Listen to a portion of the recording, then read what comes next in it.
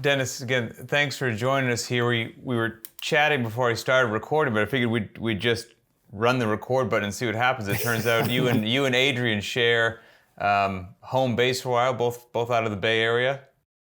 Thank you. Yeah, Thank you. Great to see you guys. Thank you so much for inviting me. Yeah, of yeah, course. happy to have you. And Boz, were you saying you live down in Dennis's stomping grounds? I used to, yeah, in the Bay Area. And we were just talking before we started recording that a little bit of kettlebell sport overlap from a long time ago. You know, I lived in the Bay Area in the early 2000s, and there was a gentleman by the name of Dmitry Satev. I don't know if I'm pronouncing his name well, but he had a kettlebell gym in the early 2000s in San Francisco, and you know, he was big into kettlebell sport. He taught my wife kettlebell sport for a while. Yeah, it's just interesting that the Bay Area has, you know, a hotbed of kettlebell sport with it. So it's cool that you're carrying that tradition, Dennis. I actually, a few months ago, was able to catch up with Valery Fedorenko a bit in All-American competition in Atlantic City. And Valery also was in San Francisco Really? at his beginnings, either late 90s or also early 2000s, probably about Okay. same time as Sataev. And he's now in Ohio, if not mistaken, but yeah, he's been here, and it's interesting. It's not at its peak for sure, the kettlebell sport activity in California in general, because even from mid-tens, well, being on Orange Kettlebell Club competitions, Cali Open, NorCals, well, there was several clubs. Well, it was in San Diego Core, was strength conditioning, and then Innovative Results in Orange County by Aaron Gayet, and then Eric Doyle. He's actually still have his gym, but he's like kind of he let go kettlebell sport a bit, and he's doing more like a fitness now. And then OKC here in Oakland, used to be in Berkeley, and now it's really like 10 minutes difference, but officially Oakland now. And then it was Ice Chamber in Richmond. Oh yeah. Yeah, I remember those guys. Yep. Yeah, serious club also with Valery. They were working together for a while. Yeah, and right now it's pretty much OKC only. Like we're talking about, speaking of physical location, like actual gym, because Right. coaches and like kettlebell sport activists, they're there. You know, they're hiding maybe in their basement or their garage, but they're working hard. They're working. But actual public gym, well, pandemic wasn't help to it for sure. Yeah. You know, for physical locations, but we're trying to keep the conditions. That's a big overlap between CrossFitters and kettlebell sport enthusiasts. Is like, hey, we'll train anywhere. You know, it doesn't have to be. I mean, it's great if you have a gym or a facility that's catering to that, but you don't need it. You know, I'm in my garage right now, hence I've got my jacket on and everything. But yeah, that's a cool thing. So maybe that's a good place to start. Is, you know, a lot of our listeners might not have as much background into like what is kettlebell sport. I think people know the kettlebell as a training tool. They may have, you know, taken some interest in learning some of the basic lifts, but I think that there's still a lot of people that are really involved in something like CrossFit, and they're interested in physical culture, but they don't necessarily have a good background in what kettlebell sport is. So why don't we start there? Interesting. You know, it's quite an interesting, almost unexpected challenge of like describing and determining what the kettlebell sport is, because well, in Western Europe, in Russia, well, if people know what's kettlebell, they mean kettlebell sport. Like there's no such thing as a hard style, really. It just, well, sport. Well, in a minute I will describe what the exercises are, but what I'm doing, you know, for 25 years. And in here in States, it's hard style, very famous, well, relatively, and known. And if people see kettlebell, that's what in their minds: Turkish get-ups, goblet squats, Swings, hard style swings. More fitness related than sport related. Pavel. Everyone knows Pavel, and actually, I'm grateful to him for, you know, promoting that this tool, kettlebell, because, well, kettlebell sport is a hard sale. It's well, again, we will dive into it deeper, but it's more specific and requires way more study and a bit more complicated technique. And I don't think kettlebell sport, really, would have such, exposure, if that would be a first shot to promote use of a kettlebell. And but being more specific, yes, it's a big part of people I'm working with. They have experience of a hard style, and then they kind of ready to upgrade, and they discover, hey, there is also a thing called kettlebell sport, and what's to do about it, and say, or is it something new? And I actually say that it's quite reverse. The kettlebell sport started in Soviet, like after Second World War, like late 40s ish, in Soviet military. So it was jerk and snatch. Jerk, snatch, and press. It was patronized by Soviet Olympic Weightlifting Federation. And they really just switched the tool, but was using the same exercises. So back then was in Olympic weightlifting was jerk, snatch, and press. And so early kettlebell sport had also jerk, snatch, and press. And even there's exercise kind of gaining back its popularity, double half snatch, when you're snatching two bells over the head, like straight from like as a swing, but all the way to the top, two bells. And I've done some research and reach out to one of my coaches and even like older generation athletes in Russia, and they said that at these beginnings, when they were forming exercises, that actually there was a bit of a dilemma to proceed with double bells for all three exercises, jerk and double snatch and press, because that's how Olympic weightlifting looks, symmetrical movement, simultaneous work of left and right arm. And some wise man talked them out of it because that would be a killer, to do double snatch. So they end up doing it's hard enough. just a one arm snatch.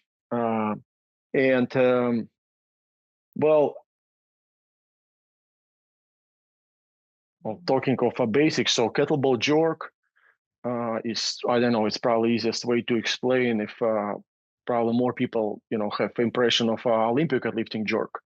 Right, so it's not a press, right? So Olympic lifters, they clean the bar on the chest, and then they kick it from the chest by the power of a legs, right? Everything that underneath the bar, and then they go under it, stick the straight arms, and straightening the legs, getting the rep.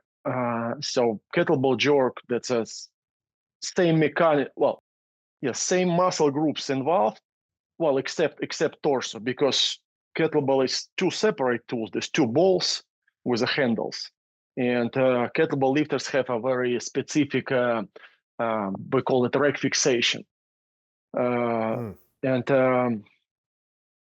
that's where you're trying to attach the pointy part of your elbow into the pelvis, into iliac crest, and that's basically a shortcut. Instead of carrying the load, like if you're holding them on the shoulders. Interesting. Then all of the muscles underneath engage, right? You need to engage your rib cage, the spine, obviously, keep the posture, because weight goes, in each the vertebra and arms to balance it. So core and arms involved a lot. But once you reach the elbow on the pelvis, so that's it. That's only forearm bones, ulnar radius, and kind of weight resting on top of it, and goes through these bones, and the other end is stuck on the pelvis, this huge waist of a bone, right? And then the legs go. So that's the reason why kettlebell lifters have this kind of weird arched round back,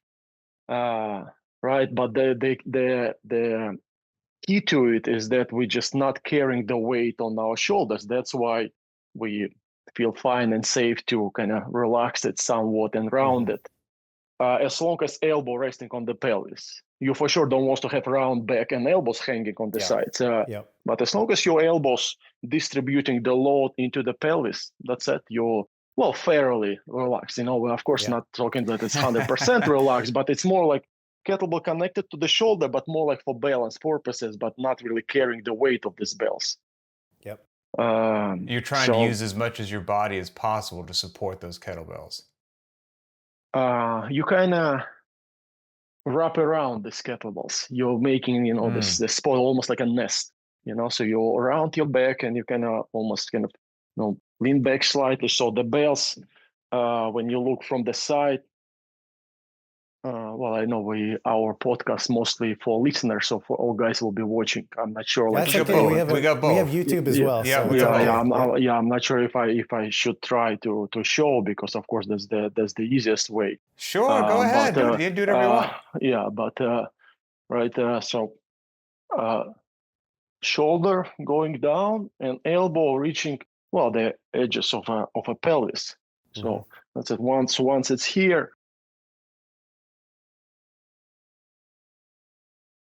Gotcha. That's it. It's and plus leg straight at underneath. So you see from the side view, you can draw the straight line from the ball to my heel, and the torso kind of stay, away from it.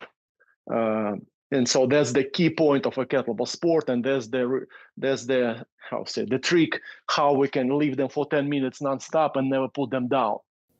There is no way, if there's elbows not attached and you're just holding the bell with a good posture. Well, you eventually just delts, pectorals, that's it, they start burning and, they're sliding, you start to giving up. But once elbow placed, that's it. Torso and arms involved way less, and all they do is kind of just, remain the balance and the posture. So kettlebell touching shoulder and the forearm a bit to make sure that it just, sits stable, but the weight goes through the elbow and through the legs into the floor. And to perform a jerk, so we're kicking the elbow. So this elbow untouched the pelvis, so I bend the legs, I kick it, and then the same as Olympic lifting, then I squat under it, stick my straight arms, and get the rep. And the reason for this efficient technique is not that weight is too heavy, but we want to keep going. And professional guys, they manage 180 jerks in 10 minutes with double 32s. Like Ivan Markov, he's a world champion now. So it's 140 pounds, and he's going, it's. Can I just stop you there for some of our listeners? Because I think it's really important to highlight just how demanding that is. 10 minutes, if I heard you correctly, 10 minutes, no putting the bells down, 32 kilos in each hand, and the top guys are getting 180 repetitions nonstop. That's what we're talking about here. That's incredible. That's amazing. Yeah. And it looks like they just, on a joke. Well, they're not smiling and laughing, they're sweating, and, but you can see consistency. And speaking of,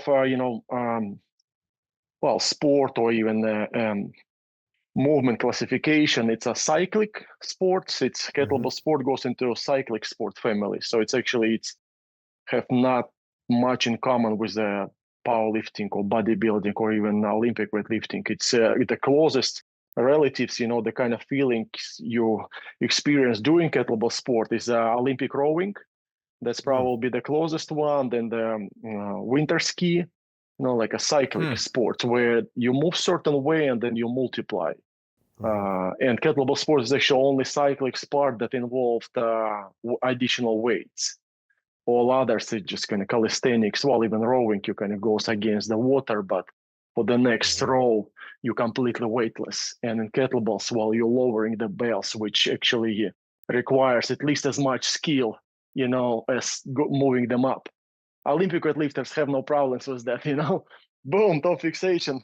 Yeah. Bar goes out one way, he goes another way. But in kettlebell sport, you need to be smart about it, careful and not hurt your back, and don't overload your hands. So it's quite a, particular technique how to lower the bells so you will not be crushed by it and will be able to recover and, do it again and again. Yeah, that's a great distinction there between, other, I guess you could lump them into kind of weightlifting style competitions, but they're often done for max load, or in the case of something like strongman, it's very heavy load, very short duration, Whereas kettlebell, obviously you're loaded, but it's very completely different, like you described there. So we have the kettlebell jerk as one contested lift. What are the other contested lifts in kettlebell sport? Well, that's a snatch, and snatch will be probably most famous exercise, even in hard style community. Well, where it's actually in hardstyle they don't swing it much, and that's the difference. That often the hardstyle snatch quite upright trajectory where they fires up their legs and keep back upright, and they just I would say snatch it from the bottom straight to the top upright, and then they drop it down hard, and which makes legs work a lot because you're absorbing, right? You're bending. So, and for its purpose, your purpose is just to fire up your glutes and legs and just try to feel the muscles as soon as possible. That will do for sure. But in kettlebell sport, it's opposite goal. We want to postpone fatigue as far as possible, and ideally all kettlebell lifters dream about is that they will do exercise with such perfect technique that they will never get tired at all. They will just finish the set and they feel good and they will just go. So that's why kettlebell sports snatch a bit wider trajectory of a swing. So kettlebell lifters, when they drop the bell, they drop it fairly far away forward, and then it swing between legs and go behind the legs quite well, as far back as it can to gain maximum momentum. And so you benefit from this momentum, and it's also like a loss of counterbalance involved. So you swing bell quite far forward, and as far forward kettlebell goes, more you kind of go against it, shift weight on your heels, apply your weight against kettlebell, and that's actually what makes it go up. And that's the reason why also you can keep snatching it for 10 minutes nonstop, and also with fairly fast pace. Again, the world record for kettlebell sports snatch was a 32 kilograms, 70 pounds. Unofficial result is 260 reps, which is absolutely insane. Like it's a Nikolai Kichimaev. He did it on local events, so it's not standing as an official world record. But I saw it with my own guys how he did it, and official is 230, I believe, or something. Which is that still, switching hands each repetition? Yeah, and in kettlebell sports snatch, you can switch hands only once. It doesn't matter at which point. You can switch right in the middle of your set, like 5-5. You can do more reps on your strong arm and then finish it up with your weak arm, whatever left, but only once. And so do most lifters try to do 50-50, or does everybody kind of have their own style within that? What do kind of most competitive athletes do with that switch technique? So at the beginning, almost everyone showing quite a serious asymmetry, and the dominating arm can sometimes be twice as good as the weak arm, can be 100 versus 50. And it's not a problem for competitions because all of the reps counted, and then one snatch gives you half point. So let's say you get 100 on your right, 50 on your left, it's 150 reps divided by 2, so it's a 75 points. But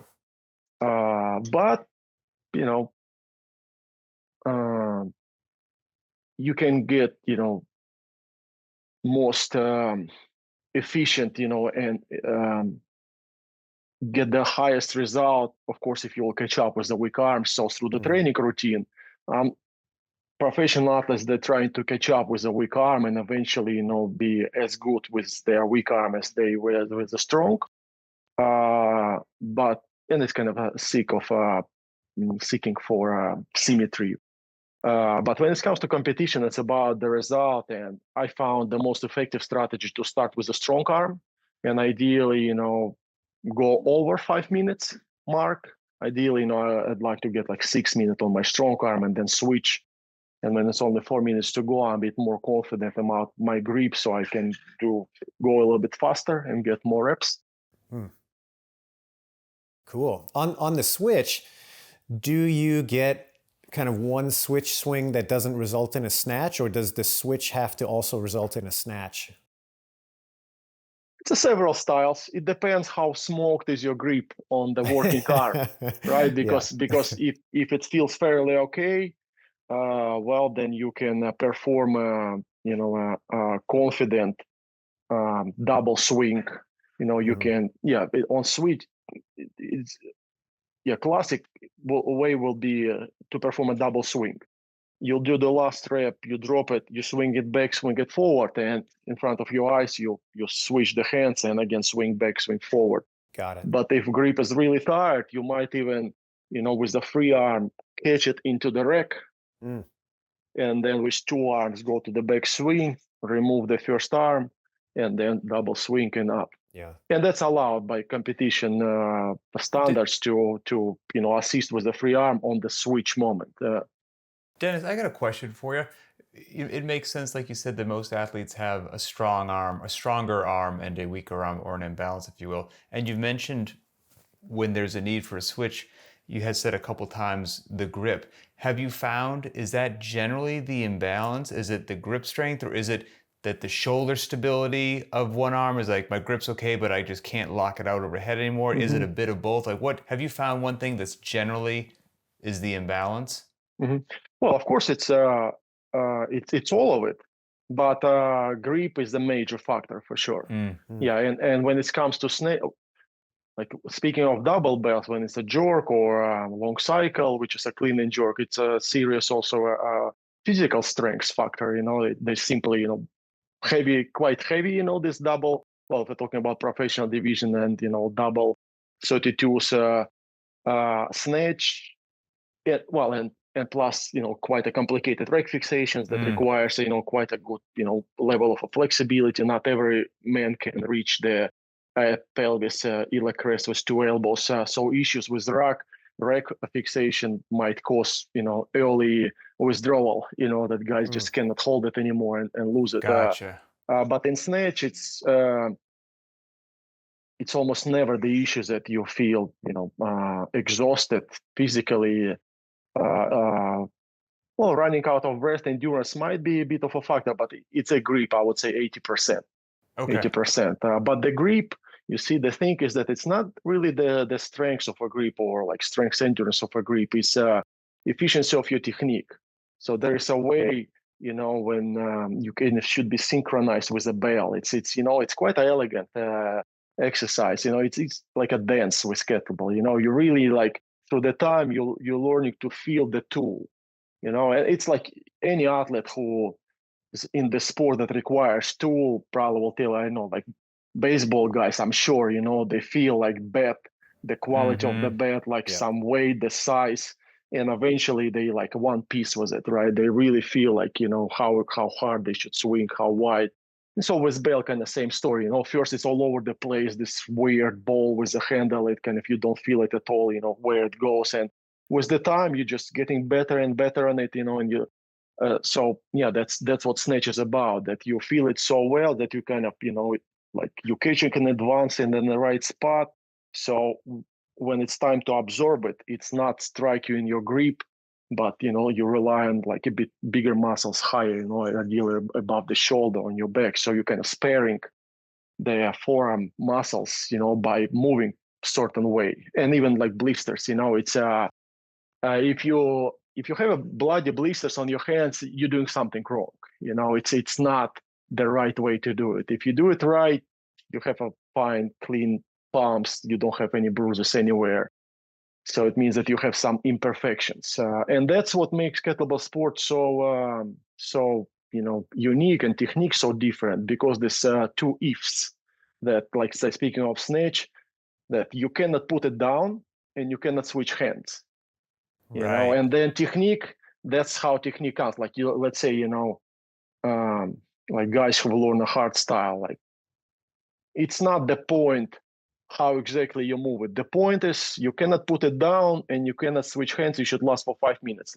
Move it wherever you want it, wherever you feel comfortable to move it. And eventually you will came to kettlebell sport technique because it's the most efficient way to move. So we move this way because of requirements of exercise, because we cannot put them down and we cannot switch hands as often. Because when you can, who cares about the grip? You're just switching hands. right? So you don't need to be that efficient, with the hand position. And we're also not allowed to wear any gloves or straps. So that's another thing. Oh yeah. Because you need to pay attention when you can wear, like, let's say, some kettlebell sport guys, they kind of like, complaining a little bit or even like having fun of a CrossFit guys. And I would say that, try to step in their shoes. I'm honestly like, even especially like not only like as an athlete, but as a coach, like, I'm, bowing, to amount of work they're doing. It's just the whole coaching skill, because it is quite amazing how many exercises they're trying to Sure. handle at the same time. They basically decide to every single ability, but also with as many possible exercises. And looks like the organizers, like these evil guys, was really thinking of that they will got every single guy that they find this exercise that you're not good at. So they facing like ultimate challenges there, and they don't know what exactly coming. So they kind of like trying to keep like this like gymnastic ability somewhat, organized, and then strengths somewhat in order, endurance somewhat in order, and then they improvise. And when even like one of the last competitions, they had this clean and jerk kind of like kettlebell sport exercise, and they were doing it, from the straight back. Yep. Well, they're allowed to rest belts on the shoulders. They're allowed to use straps, and they need to do only like 15 or 20 reps. So of course, it's much shorter to jerk it from here to here, than from the rack, and they don't worry about skin that much. So, well, that's why they're lifting this way. If they would be, required to do 10-minute set, well, they probably would ask kettlebell sport athletes for help to sort it out a little bit, but it's still kind of more like a strength performance, the type of clean and jerk they're doing. So I'm curious, and I'm going to put in the show notes links to your websites and things of that nature. I mean, your list of accomplishments and competitions that you've gone on, quite frankly, is like almost too long to put in the show notes. Like, it's crazy, like how many things you've won, and you're an 11-time world champion among a whole bunch of other things. And I noted that you had the long cycle with a pair of 32 kilogram bells, world champion in 2008, 10, 11, 13, 2014, 15, 16, 17, 18, 19, and 21. I mean, like crazy. And, on top of all these other things that you've done, what I'm fascinated with when we get to talk to different people who are, like, we talk to a lot of just CrossFitters, right? And then every now and then we get to talk to somebody who's just a strongman, just an Olympic lifter, or a former Olympic gymnast or whatnot. And so I'm curious, what do you do to train for your sport? And do you use implements other than kettlebells, or does all of your training involve kettlebells? Because, for example, last week Adrian and I spoke with an incredible strongman, like one of the world's strongest men. And at a recent competition that they did at the Rogue Invitational, they had to get locked out overhead a really huge kettlebell. Like, I can't remember how much it weighed, but it was a huge kettlebell. And it threw them all for a loop, because in their regular strongman training, they do all kinds of stuff, but they like generally never touch kettlebell. So it was totally foreign to them. So I'm curious, what does a week of training look like for you? And could you kind of walk us through, is it all kettlebells, or do you use various implements? Well, if that's okay, I just maybe also explain a bit my journey, how I end up kettlebell sport. Because actually, from the beginnings, like 6 years old, my parents signed me up for martial art classes. So I was doing martial arts through the whole, elementary school, middle school, high school, all the way till like age of 16 till 2000. And it was like 3 years of kickboxing, and then the rest, it was in Russia, it's called a rukopashny boy, hand-to-hand combat. It's variation of fight sambo, we can put it this way. Okay. So it's punches, leg strikes, wrestling. So that's what I was doing through childhood, and I think that's where I kind of was formed as an athlete. Get my coordination done, and balance, and endurance, and we was doing lots of calisthenics there, always like a push-ups, pull-ups, working in pairs, like throwing partners, static holds. And then well, as any kid, and it's, well, how maybe it's a, silly sounds, but, Arnold Schwarzenegger was a big impact, it's, was my Yeah. idol, it's part of the reason why I end up in California, Oh, kind of, that's awesome. following, the inspiration of an idol, and well, joining the gymnasium in the 10th grade, I was 15 years old and start, exploring squats and bench press. And that's actually how I get involved in kettlebell sport, because we had kettlebell sport competitions among schools in the city I grew up in, Kaliningrad. So that's how weightlifting started. I still was doing martial arts, but I was doing classic weightlifting, squats, bench press, start doing kettlebell sport, jerk and snatch. And then also other coaches noticing me, start inviting. I was doing some arm wrestling as well. So it was a kind of busy college times where like it even was overlap. I still was doing martial arts, and then I started kettlebell sport, and I was competing in arm wrestling also. And then like I soon realized that, okay, if I want to achieve something, I need to just focus on something one. And it was just rational decision for me, like circumstances around me kind of lead me to focus on kettlebell sport. And I found a good coach for kettlebell sport who was an Olympic weightlifter in the past. And that's a often story of like a first generation of kettlebell sport coaches. They often were like former or current Olympic weightlifters coaches. And so my first coach, he was writing me a GPP, we call it a general physical preparation, kind of like Olympic weightlifting, powerlifting / exercises. So low reps, heavy weights, squats, bench press. But bench press was a narrow grip, mostly to practice the elbow lockouts, and then push jerks, with a barbell, push jerk kind of Olympic weightlifting exercises. And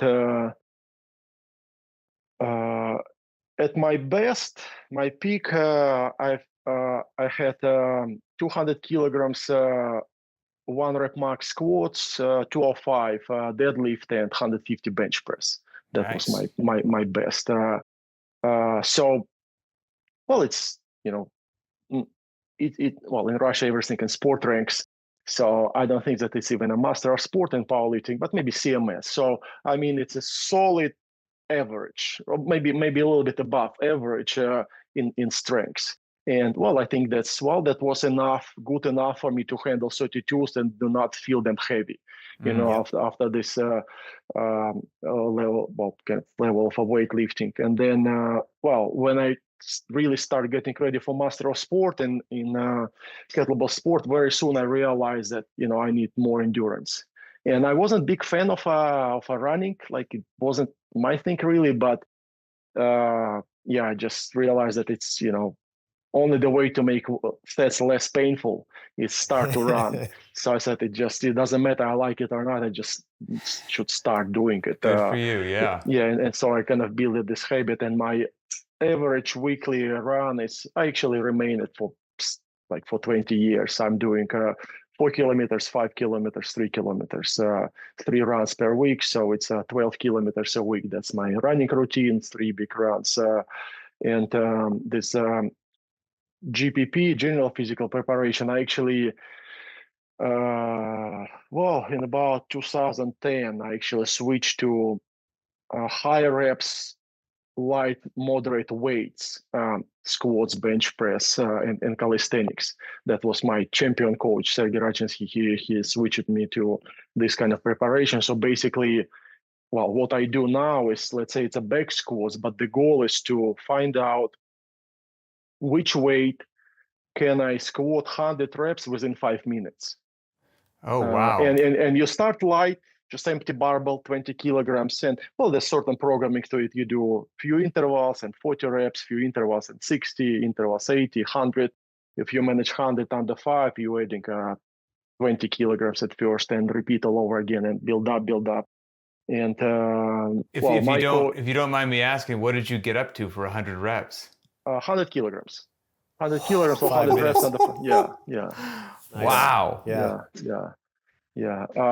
Unfortunately, I don't have video of the set. I did it once. I think Wow. the heaviest I have on camera, well, I have 80 kilograms for sure. I should have 90. But yeah, that's, Man, that's well, impressive. I mean, that's averaging 20 back squats a minute for 5 minutes at yeah, pace, 225 for listeners. Like that's not a laughing matter right there. That's yeah, pace crazy. 20. And in general, the kind of well, that's ultimate goal. I would say that it's a, well, quite few guys, did that, and champion guys like my coach did it, and like my teammates like Adiran Denis and Eduardo Kramenko. But I would say that, if you're a kettlebell lifter, you're starting this type of programming. So the goal number one for you is to squat barbell that is heavy as 2 kettlebells you're planning to compete with. Okay. So let's say if you want to do 10 minutes of long cycle or jog with double 24, so it's 48 kilograms, 50 kilograms roughly. So you should be able to handle 50 kilograms barbell back squats under 5 minutes. If you'll do that, it means that your legs check, the strength endurance of your quads is good enough to handle this exercise. If you are professional division, if you're planning to lift 32s, so double 32, 64 kilograms, well, 65 on the barbell. So that's your goal for 100 reps. And I would say that it's about like master of sport level. I mean, it's a decent performance. And level up would be if you will handle the body weight on the barbell. So let's say if I'm 85 kilogram guy, and that's what most of the time I was doing. So I pushed it like once just to get it done, this 100 kilograms, and it was I think early 2010s. I think I did it like 2012 or 13. But from that point, I'm pretty much was stopping on like my body weight. So I was making 285 usually, and was calling it. I bet if you do 100 at 100 kilos, you don't feel the need to do that again, ever. Yeah. But that's it's a hard effort.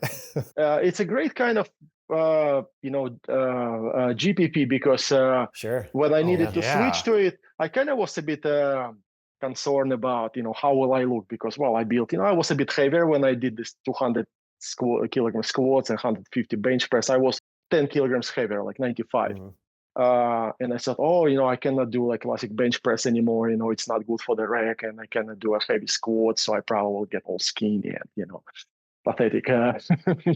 But with this high reps, like every time I start the training cycle, jeans getting tighter, on my on my thighs. It's cool kind of pump, because you're not it's not switching you off this pump. When you do a low reps, that's it, and you feel this pump and cramp, and you cannot move. And when you do this higher reps, you're practicing the lockouts, in the static phases.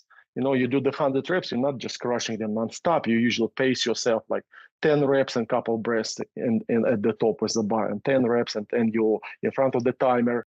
So you kind of also turn it into like a cyclic performance. So you're letting your muscles recover a little, and you kind of like keep it like on the edge.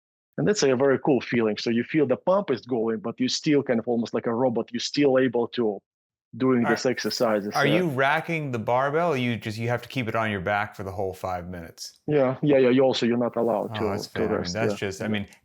Just having somebody stand with 100 kilos on their back for 5 minutes would be quite an experience for a lot of folks. I'm curious, on a day like this that you mentioned, if this was, let's say, your leg day, your squat day, is something like you just said, is that the entire day's training? Are you in the gym 3 hours? Like what would a training day like that entail, like in the whole picture? Yeah, you hit it exactly right. Yes, 3 hours. That's about how long is my workout. And it's 3 of them per week.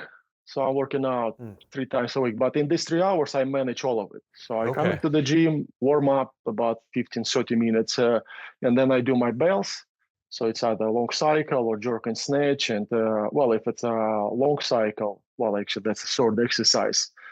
And long cycle, it's a clean and jerk. So you swing and get 2 kettlebells into the rack with the elbows on the pelvis, and then you jerk them. And when you drop it into the rack, you re-clean again. And that's kind of a sport on its own. And that's actually where most of my titles came from. So I was in the national team for long cycle, and honestly, that's my favorite exercise. And so I have like through years, I have through the year, I have a cycle. So where I spent about 12 weeks doing long cycle competitions, and then I reset to light bells and do for another about 12 weeks a biathlon, jerk and snatch, and not doing long cycle at all. Scored the competitions, reset to light bells, and doing long cycle for 12 weeks, and so far and so forth. So I have about like 5 cycles a year. So let's say if I'm on long cycle, which I do now, so I do long cycle after warm up, and that takes about 25 minutes really. Like the volume of lifting, well, the training methodology I'm following is about 10 minutes total. It's not that huge, rest included, it puts you about 20-25 minutes. And then after that, well, maybe 5-10 minutes, maybe switch closing and set up the bars, and I move to GPP right away. And I usually do one exercise for lower body, one exercise for upper body. So it can be this like high rep squats, let's say, like if I'm building up towards 100. So like yesterday I did 3 sets of 3 rounds of 1 minute work, 1 minute rest. And then for upper body, well, my favorites are push-ups, high reps push-ups. Also, the goal is to get to 100 reps and starting like from 20, you build up, or dips, or bench press, but then it will be like the shoulder wide grip bench press, or kettlebell press. Actually, pretty cool also with 2 bells lying on the bench. It's also kind of if you're practicing this kettlebell sport, toe fixation, elbow lockout. So one of these, I'm in the bench press now. So I do squats, bench press, and then I move to cardio. So I switch shoes and I go for a run, doing my 4 or 5K. And then I go for stretching. Stretching is about 20-25 minutes, and that's it. Do you ever press overhead with barbells, for example, or is it generally the kettlebells? Well, it's a variation. So you can do a high reps bench press. You can do on the flat bench. You can do it on incline. You can do a seated military press. And actually, that's what I started with because I had troubles with the toe fixation. Like judges had lots of no counts. So, well, I think it was, actually, it probably was more of issue of my flexibility rather than strength. But, well, I wanted to, just get even stronger in it and like practice to reach the right, lockout position and elbow, because essentially it requires a tricep strength, not to just like, relax time, but you need to flex it completely, and lock the elbow. So I was actually practicing the high reps military press with the EZ bar. It's a bit more comfortable to hold it here on the chest, narrow grip. And I also was pushing this 100 reps protocol. I think heaviest I've managed 95 pounds. I did for 100 reps under 5 minutes. This seated military press. But I didn't like it that much. It's you definitely feel, pump in your deltoids and the triceps, but it's almost a bit too much. So I eventually end up, if I'm doing a press, I'm just doing a horizontal bench press.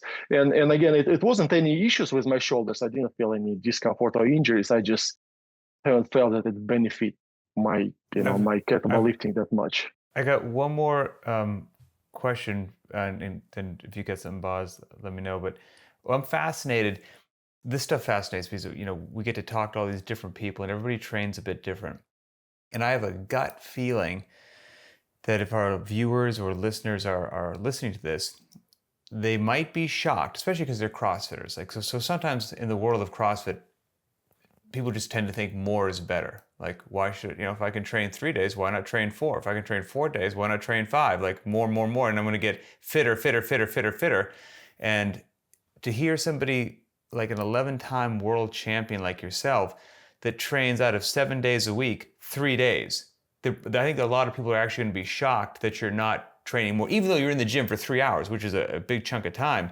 Have you played with different days and you've just found that this is what gives you the ability to work and actually recover so you can train hard? Like, where did you land on 3 training days to be optimal for what you're doing?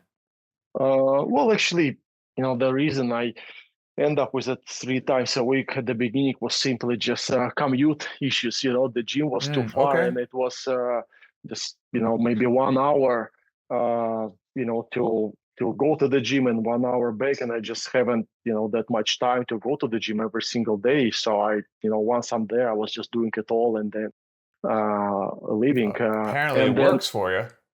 Yeah, and then later, actually, when I, start working in the gym, and like here we go, I have gym, like from 7 a.m. till midnight.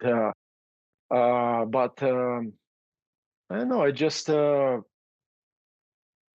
I guess by that point, well, I started working in the gym 2007, so I already was doing it for like 8 years. So some habit was formed, and I just Mm. really like the schedule because, well, you know, uh, especially at the beginning, there was no pay for it at all. So you still need to, do your homework and Yep. studies. And then, I was working as a personal trainer, and then I kind of was interested in, management. So I was like a gym supervisor and then gym manager. So just a computer work, errands. Mm-hmm. Well, when you have a workout, especially when, it's important workout, you're just building your day around it. And basically, if you have a workout every day, well, you kind of really sacrificing your work schedule. So I feel like it's kind of fair balance, when I have a workout day, and I can really focus on it and I can really rush it. And then next day, well, first I'm just resting from work, from the workouts, and then I catching up on my work. And well, it's kettlebell sport also is quite intense work. It's not a huge volume. I said it's 10 minutes total, but you're really pushing it. It's Mm-hmm. like, well, it takes skill, at first you kind of need to unlock, this gem because, well, when your technique is not yet established and, when you're not that advanced of a lifter, well, your belt is not as heavy and you cannot move quite fast. So that's why maybe, the kettlebell workouts is not that intense. And that's why actually you might want to do a bit more GBP to kind of cover up for it. But then it's more advanced athlete you are, is harder you can push this particular event. And like sometimes I feel like I don't want to do GPP at all, or not like I don't want to. Well, I feel like I shouldn't, because I will just not recover after that. And I feel like it's quite organic schedule, natural schedule, 48 hours. Uh, because it's not only your body needs it, but your mind needs it as well. Because again, in kettlebell sport, as far you go, it's more mental. It comes this whole thing that you cannot put bells down. This battle in your head that, like, why I'm doing it, you really wants to, but you shouldn't. And yeah, this whole motivation and everything hurts and lungs burning and legs burning, and you still need to keep going and you need to maintain focus. So it drains lots of energy from you in general, from the brain work and stress and physical work, and it's quite intense.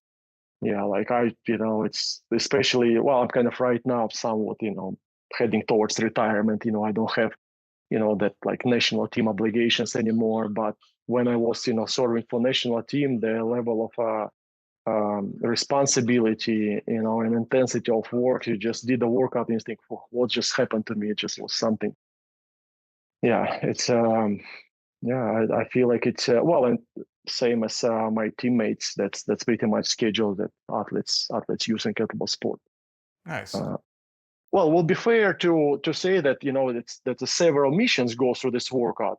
Kettlebell sport, GPP, the general physical preparation, cardio, and flexibility. So it's a Oh four yeah. things, You're doing a and lot. and that's totally fine to separate them to separate days or separate workouts, and that's all quite common what guys do. So you not do more than 3 times a week bells, and let's say you do them Monday, Wednesday, Friday, but then you can do your GPP, your barbell work or calisthenic work on rest days, on Tuesday, Thursday, and Saturday, and then you can do your cardio workout also as a separate one, I know, on the morning or in the evening. So that's how it can turn to like 9 or 12 workouts, if that's what you prefer to do Right. it. They will be just a bit smaller, but also, it's also get a bit more time consuming because you see, when I do Sure. everything at once, I did only one warm up, and with this warm Yeah. up I cover everything, and then only one cool down. And if I move Mm-hmm. GPP to separate workout, well, I need to warm up for it, I need to cool down for it. So that's why it's not exactly I just extract this 30 minutes and it will be 30 minutes workout. No, if it's a separate, it will be 1 hour.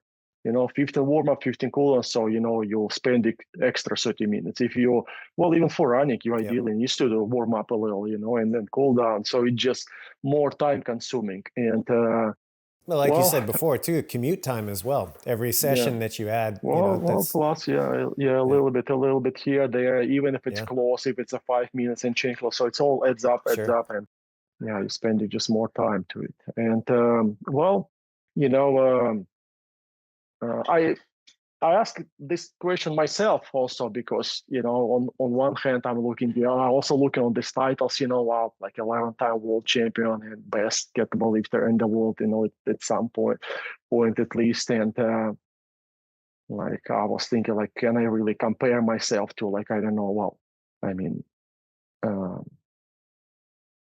it's even how's the word, but I know, like a Mike Tyson or well, some like a yeah, pro athletes who's a world champions in their sport because they sure, working out every single day and maybe a couple workouts a week. Like, am I as fit or not? It's just different, And man. You do what and works. You're doing what and works. yeah, and I think it's requirement of the sport. right, The competition is the engine of a progress, and well, maybe it's a lucky or what, but it looks like at this current state of a sport and rivalry level, well, that's the volumes that enough to be the best, and that's what exactly I proved. So I was able to beat all of the guys who's ever tried, and all other competitions having the schedule. And uh, um, if well, and as you said, well, it's uh, victory is always a teamwork. And I think I'm sure, lucky that I get into hands of coach Sergey Rachinsky, and also people who's involved around me, choosing the right weight class and and right Mm. competition and programming and all. So we were winning, and I was working as hard as I can. And in fact, most of the times I was quite ahead of my opponents. Like, let's say, mm, if we're doing reps, so I like winning most of my competitions in national team was about 90 reps of long cycle, and often second place was like 60s, oh wow, 70s. Very few times it was like a ties when I had a mm, fight, with someone who's close. And anyways, they kind of was, well, really just once when I won by 2 reps. It was the closest Oh the guy wow. ever came to me, but mostly it was quite above. But let's say, if it was a situation where it was a ties all the time, even reps, well, then maybe, at this point I would say, hey, what can I do to, Right. secure my victory? And maybe I should add extra workout, and then I'll be more tired. So I need to sleep more. So I need to choose, maybe I should drop my job then, and because I need to do sure, more workouts. So I need, more time to recover to it. And who knows, looking for some supplements to recover. That's how it works. When we look on most competitive Olympic sports, well, that's where the rivalry pushing guys. Mm-hmm. They don't really want to use all these drugs, but it's just the guys are they so feel they bad have to keep up, and yeah, so hmm mean and so ready that hmm organic schedule is not doing it anymore. It's who hmm cares how much time your body needs to recover. You just needs to keep doing and doing the work. yep, And the main problem of any sport is recovery. You can handle any workout, but the question is how long it takes you to recover. Right. And then all this, supplements is about to speed up the recovery process. And so yeah, kettlebell sport is not that intense. So maybe that's explanation why it's actually clean fairly. That's for sure. No any needs. Of course, some guys they like shortcuts and maybe Sure. juice up just in case. But really, there is no like actual need for you to do that. And who knows where it goes, if it will be Olympic sport, maybe rivalry will be hard, and some new training methodologies will come and guys will be working out more often. But that's where injury comes from also. And that's why where you see, like, let's say some elite athletes in like very famous sports, I know swimming, well, 30 years, that's it, they retired, Mm-hmm. they wiped out, retirement, because they just such an intense, 5 or 10 years of work of every day, twice a week hmm workouts with like additional supplements to recover, but you just overusing your body, right? and that's why you're done. And well, the benefit to it is you're a world famous athlete and probably rich, so it's Right. worth it. But in kettlebell sport, there is no money to it really, but it really feels good. I can't complain. And with this schedule, again, I feel like it's really organic schedule. I'm not forcing my body to it. I have enough Yep. natural time to recover from workout to next. And here we go. I'm in my 40s now, 42, and I feel, well, knock on the wood, but I feel great so far. And, I'm not exhausted, not about the sport. I still love it. I still want to do it. And, I'm planning to keep going. Well, Was it? oh, go ahead, Dennis. You plan to keep going? Yeah, I mean, well, Oh, yeah. as well you should. I mean, but whatever you're doing is clearly working. Like I said, I mean, your list of achievements, and we'll put the link to your website in the show notes. But you've earned it. I mean, 11-time world champion. That's fantastic. We really appreciate you sharing your love of kettlebells, your history of the sport. You're discussing why you guys move the bell the way that you do, your training schedules and all that. It's been very eye-opening. I think our community will really enjoy it. Out of curiosity, if viewers or listeners want to find you, follow you, learn more about you, where can they do that? What website or on social media? Can you just kind of tell us where we can find you? Well, Instagram is pretty much 100% my kettlebell sport journey. I'm trying to share, well, maybe not every single workout, but each like important workout, like once a week for sure. I'm posting my training routine and some, my thoughts, some educational videos. So it's Instagram under my name, Denis Vasilev, Denis Vasilev Kettlebell. Will be Instagram. Well, Facebook is same. They pretty much connected now. And well, my website also Denis Vasilev Kettlebell. Same story. So on the website, I can there's a page where I organize all my YouTube videos, educational videos, so it's a bit easier, to find them all. It's like I call it self-education. So that's well, yeah, I'm trying to learning from my own experience where it was a lack of information and just to figure it out. I saw that, well, if I will make it, I really want to help guys who's doing their first steps. And I think Alphabet should be available for everyone, just the basic techniques, and you can find it all that like very well organized on my YouTube channel. Well, it's linked to my website, on my Instagram, and yeah, I'm happy to chat if ever anyone will have questions or need a guidance. Very cool. Like I said, we'll put that in the show notes. But yeah, I really appreciate it, brother. Thank you so much. Yeah, thank you for taking the time with us. Absolutely. And I should say, like I do at the end of these shows, hey, appreciate everybody watching and listening. Thanks for being a part of the program. If you've got ideas for new guests or topics, go to this YouTube video and the btwb YouTube channel and post your thoughts on the comments, and we'll use that to generate ideas for new shows. But for Dennis and Adrian, I'm Pat, and we will see you next time.